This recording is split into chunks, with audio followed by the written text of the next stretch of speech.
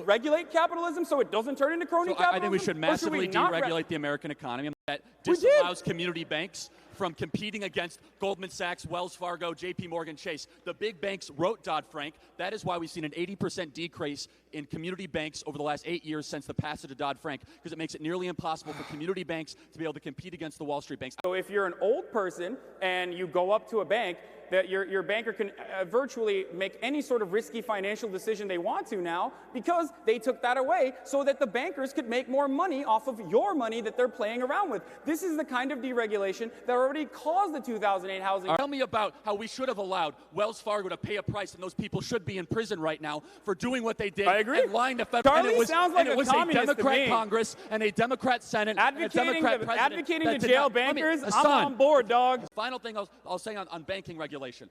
One of the biggest misrepresentations of reality is somehow that free market capitalism contributed to the 2008 financial crisis. It was the rating agencies in bed with Fannie and Freddie Mac doing AAA bond rating with B and B- rated bonds. No one looked what they were actually rating. It was the government institutions that were telling Wall Street to continue to go after subprime mortgage lending, where they did credit default swaps on top of it, leveraging the entire American economy, with Alan Greenspan artificially lowering interest rates after 9/11, playing with cheap money.